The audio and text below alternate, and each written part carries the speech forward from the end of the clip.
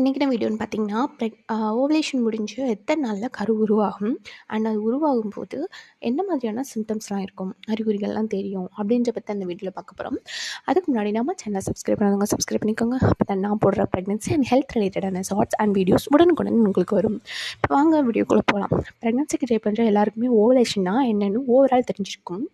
இங்கே பீரியட்ஸ் ஆன நாள்லேருந்து ஒரு மிடில் நடக்கக்கூடிய ப்ராசஸ் தான், அதாவது கருமுட்டை வெடித்து வெளியே வர நாள், அதை தான் நம்ம ஓவலேஷன் சொல்லுவோம். இந்த நாட்களில் ஹஸ்பண்ட் கூட ஃபேமிலியில் ஒன்றா இருந்தீங்க அப்படின்னா ப்ரெக்னென்ட் ஆகிறதுக்கான சான்சஸ் நிறையவே இருக்குது. இதில் நீங்கள் அதுக்கு முன்னாடியோ இல்லை அதுக்கு அப்புறமும் ஃபேமிலியில் இருந்தால் ப்ரெக்னென்சிக்கான சான்சஸ் கம்மி தான். ஸோ 1ஆந்தேதி நீங்கள் பீரியட்ஸ் ஆகிருக்கீங்க அப்படின்னா 15, 16, 17 இந்த தேதியில் தான் உங்களுக்கு ஓவலேஷன் நடக்கும். அந்த ஓவலேஷன் டைமில் இணையக்கூடிய எக்கும் ஸ்பெர்மும் தான் மீட் ஆகி டியூப்பில் தான் இந்த ஃபர்டிலைசேஷன் ப்ராசஸ்லாம் நடக்கும். அண்ட் அது மல்டிபிள் ஆகி அதுக்கப்புறம் தான் கரு உருவாகி கருப்பையோட உள் சுவரில் வந்து பதிஞ்சு கரு வந்து வளர ஆரம்பிக்கும்.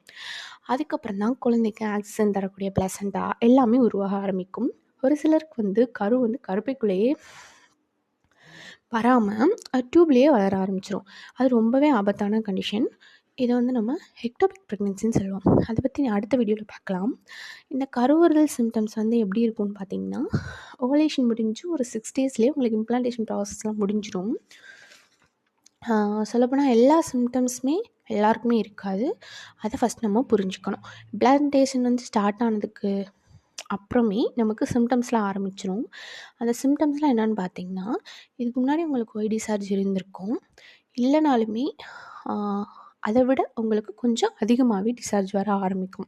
அந்த டிஸ்சார்ஜ் எப்படி இருக்கும்னு பார்த்தீங்கன்னா, கையில் ஒட்டிட்டு ரொம்ப இழுத்தா நூல் மாதிரி வர ஆரம்பிக்கும். நெக்ஸ்ட்டு என்ன சிம்டம்ஸ்னு பார்த்தீங்கன்னா, நமக்கு வந்து ப்ரெக்னென்சியில் இருக்கனால ஹார்மோன் சேஞ்சஸ்லாம் நடக்கும். ஸோ அடிக்கடி தலை வலிக்கிறது, தலை சுற்றுறது அந்த மாதிரி இருக்கும். நெக்ஸ்ட்டு சிம்டம்ஸ் பார்த்திங்கன்னா, யூரின் வந்து அடிக்கடி வருது. அண்ட் இந்த யூரின் வந்து எப்படி இருக்கும்னு பார்த்திங்கன்னா, முறையாக வரும். எனக்கு அந்த சிம்டம்ஸாக இருந்தது. அண்ட் நெக்ஸ்ட்டு வாமிட்டிங் இருக்காது, வாமிட்டிங் சென்சேஷன் மட்டும்தான் இருக்கும். நெக்ஸ்ட்டு முக்கியமான சிம்டம்ஸ் என்னென்னு பார்த்திங்கன்னா, அடிவயிறு வலிக்கிறது. அது ரொம்பவே இருக்காது, மைல்டாக தான் இருக்கும். ரொம்ப கனமாக இருக்க மாதிரி பீரியட்ஸ் ஆகிடுமோ அப்படின்னு தோணும். அந்த மாதிரி தான் இருக்கும். இதில் என்னதான் சிம்டம்ஸ் உங்களுக்கு இருக்குதுன்னு சொல்லி கமெண்ட் பண்ணுங்கள். அண்ட் எல்லாருக்குமே எல்லா சிம்டம்ஸும் இருக்காது, அதனால் போட்டு குழப்பிக்காதீங்க. இந்த வீடியோ உங்களுக்கு பிடிச்சிருக்கும்னு நினைக்கிறேன். இந்த வீடியோ பிடிச்சிருந்துச்சுன்னா லைக் பண்ணுங்கள், ஷேர் பண்ணுங்கள். அண்ட் ஏதாவது டவுட்னா கமெண்ட் பண்ணுங்கள், நான் உங்களுக்கு ரிப்ளை பண்ணுறேன். அண்ட் வீடியோ பார்த்த எல்லாருக்கும் பெரிய பெரிய தேங்க்ஸ்.